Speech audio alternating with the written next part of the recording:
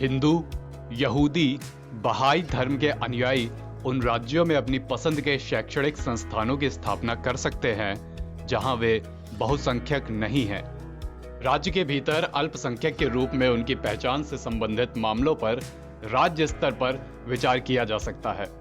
कानून कहता है कि राज्य सरकार भी राज्य की सीमा में धार्मिक और भाषाई समुदायों को अल्पसंख्यक समुदाय घोषित कर सकती है।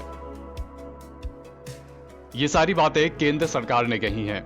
एक लाइन में समझाएं तो केंद्र सरकार ने सुप्रीम कोर्ट में कहा है कि जिन राज्यों में हिंदुओं की संख्या कम है वहां की सरकारें उन्हें अल्पसंख्यक घोषित कर सकती हैं और ऐसी स्थिति में हिंदू इन राज्यों में अपने अल्पसंख्यक संस्थान स्थापित कर सकते हैं, संचालित कर सकते हैं।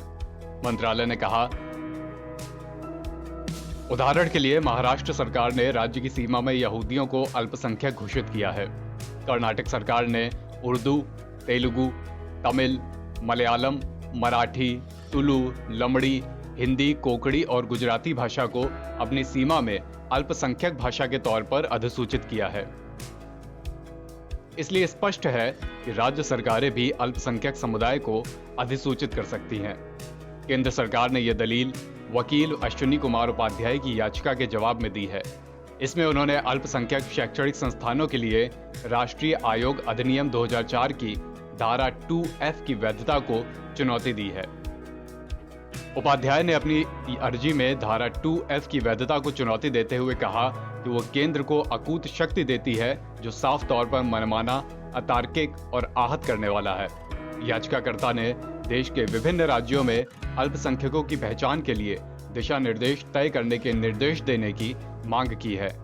उनकी ये दलील है कि देश के कम से कम 10 राज्यों में हिंदू भी अल्पसंख्यक हैं, लेकिन उन्हें अल्पसंख्यकों की योजनाओं का लाभ नहीं मिल पाता है।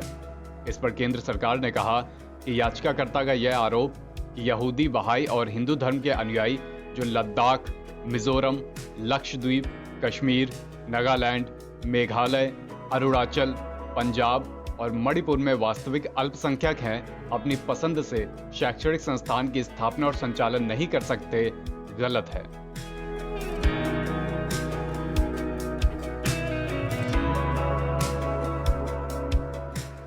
NBT ऑनलाइन की रिपोर्ट।